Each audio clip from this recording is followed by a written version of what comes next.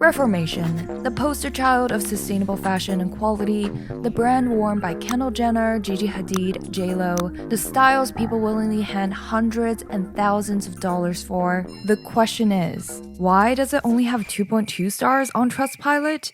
Is it a true reformation, or just a repackage of fast fashion?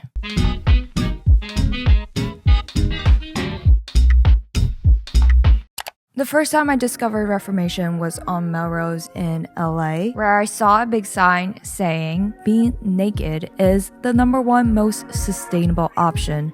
We are #2. I didn't even care about the store at the moment and just thought the sign really had a personality, so I took a photo of it. And my friend was like, oh, that's Reformation. I always wanted to check it out. And so we did.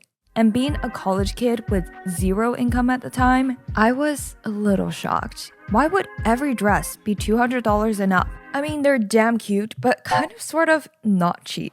Now, years after, I'm still a fan of Reformation, still a fan of their styles, and still supportive of how much they care or claim to care about their impact as a corporation. But truthfully told, I'm lazy and usually just take things as they are handed to me, such as never really doubting that the premium paid is truly for sustainable fashion and labor practices, that all the fabrics are ethically sourced, that if everyone preaches Reformation, there's no need to doubt anything, right? That it makes total sense they can get clothing from the drawing table to retail shop in 42 days and still be perfectly sustainable. I just want to note that I am by no means the most sustainable or minimalist person you'll find in the 50-mile radius. I am not. I am, however, a huge sucker for fashion and do not like the wasteful nature led by our culture's favor toward microtrends from the Shein apocalypse, nor paying extra for sustainability feel-good points if a brand is only greenwashing. Man, would you wear this? I want to be a sexy carrot, but I don't want to destroy the environment. So let's find out if our favorite it girl fashion brand, Reformation, is truly as founder of Flalo described to Vogue Business as, quote, Zara with a soul. Is it truly a reformation? Or just fast fashion repackaged in greenwashing wrappers? What is Reformation? Reformation began by selling vintage clothing out of a small LA storefront in 2009. By Yale Aflalo, a former model, she and a few employees bought vintage dresses, customized them, and sold them out of a small LA storefront. They quickly expanded into making their own designs with a focus on sustainability. By positioning the models in more natural settings versus a rigorous photo drop, and with greater silhouettes to the dresses' designs, in just 5 years, Reformation has become a cult brand for cool girls. Reformation, like Aritzia, became the definition of chic from young girls in high school to working corporate women. Their flattering silhouettes, plus being one of the first fashion brands to put a lot of emphasis on sustainability and ethical practices, really made the brand stand out. Even though practically every fashion brand, including Shein nowadays, rave about how much they care about the environment and the well-being of their workers, Reformation was truly one of the first brands that started the awareness and made sustainability cool and trendy. As evidently stated on their website, their mission is to bring sustainable fashion to everyone. So to what extent is that genuine practice or just a marketing tactic? A tactic to make us feel less guilty when buying cute clothes. Reformed or repackaged? Let's talk about quality.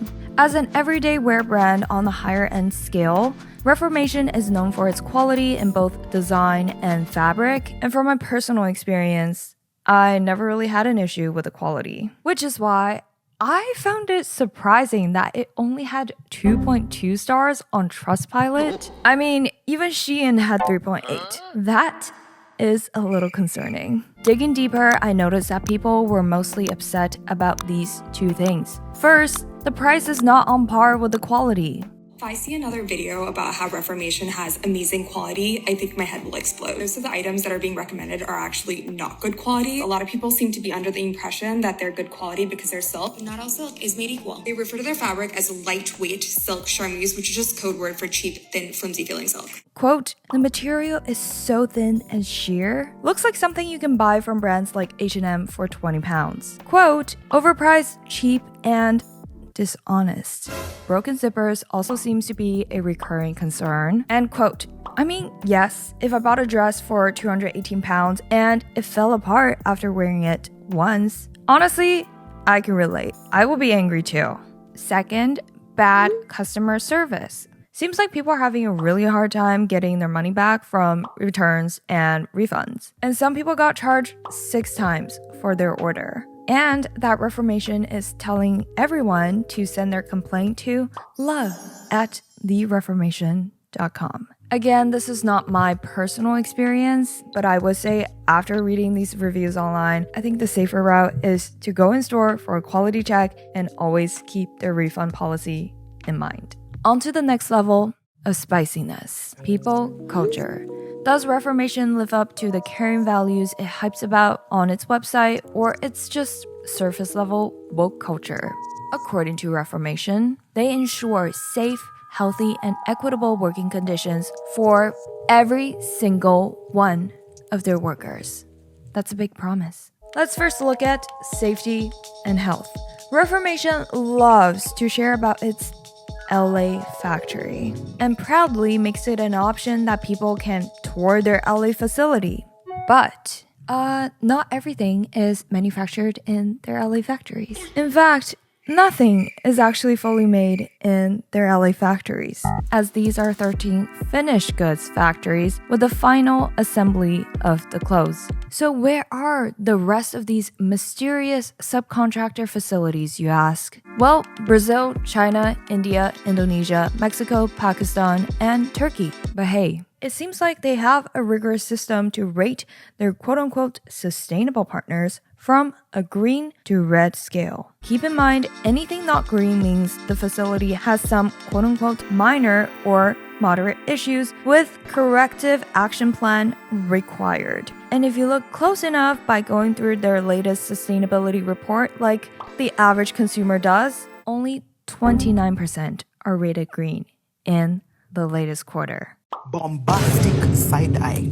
Meaning only less than half of the quote-unquote sustainable partners actually fully meet their standards. Concerning? Yeah, if 50% is barely a pass. Criminal offensive side-eye. And as an ex-poster child of fashion brand embracing equity and inclusion, it's old news by this point that the CEO step down was due to controversies around alleged racism. Quoting a former employee, working for Reformation deeply traumatized me. She wrote, being overlooked and undervalued as a woman of color who worked and managed their flagship store for 3 years was the hardest.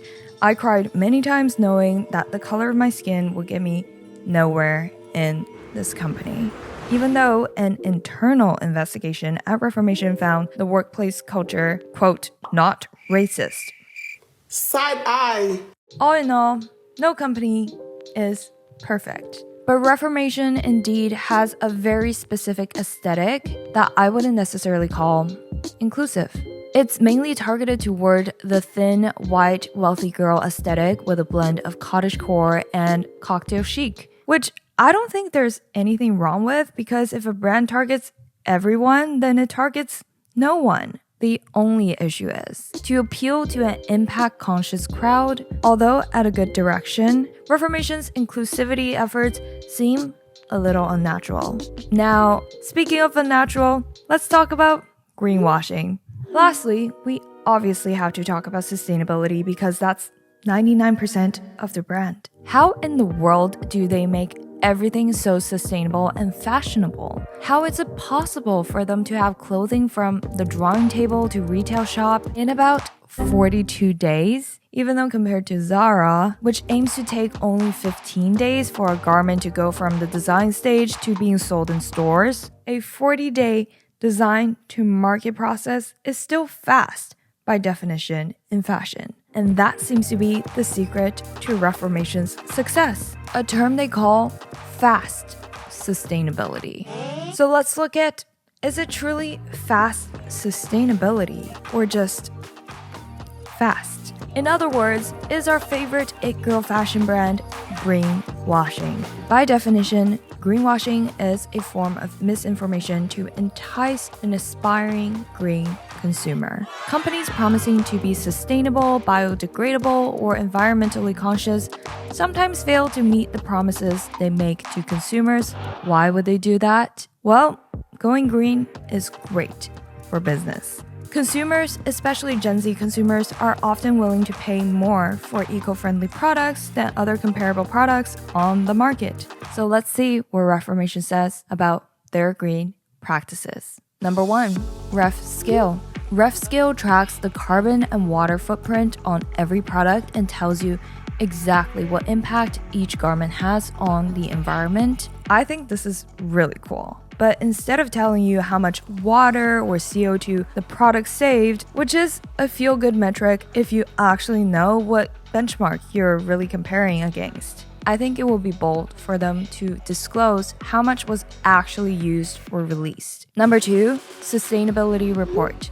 There is a quarterly sustainability report to track progress, and so I was like, why not read their latest Q4 2022 report? It's not like I got a 9-to-5 in tech and have 10 videos to make. And wow, like the less than 0.5% of people who actually read these reports, I was surprised. Only 29% of their suppliers are rated green. Sure, yellow means authorized production with quote minor or moderate issues, which are not disclosed as to what they are. If you think only 29%, how odd. Don't they have great factories in LA? Well, Reformation also likes to make the consumers think that the majority of everything is made in LA. Like how over 50% of their cutting and sewing is done in Los Angeles. But in this long sustainability report I decided to read, only 28.61% of the clothes are actually made in LA. And basically 51% are sustainably made in China, which might explain why only 29% of suppliers are rated green. Number 3, Ref Recycle Take Back. Customers get paid to send any unwanted Reformation clothes or shoes back to be recycled, and they partner with ThredUp to make it easier to recycle unwanted clothing. The ideal goal is that nothing will end up in the landfill. But in reality, there will still be a lot of logistical challenges, especially since thrift stores are often overflown with clothes they have no capacity to sell, and they just still end up in the landfill. And although a great incentive system, the store credit seems to be a way to encourage people to buy more and consume more. After being called out as fast fashion, they launched in-store recycling bins and offered a discount for people to bring in clothes, which seems great, but really just encourages people to buy more clothes and create more waste. But because you are buying at Reformation, it eases your guilt and conscience. Kind of like giving you the dopamine rush of Diet Coke without the consequences of sugar and calories. Overall, Reformation is definitely many steps ahead of most brands in the fashion industry in being transparent and intentional about their sustainability, but the way that there's still a lot of ambiguity between the surface level green, enough to make it a culturally appropriate, sustainable brand, leaves room for further improvement. Like, no, it's not like Reformation can solve the whole sustainable issue in the fashion industry on its own, as sustainability has long been a dilemma fashion lovers face. But comment below if you think Reformation lives up to its brand and how you think sustainability could be improved in the fashion industry. Don't forget to like and subscribe, and I will see you next week.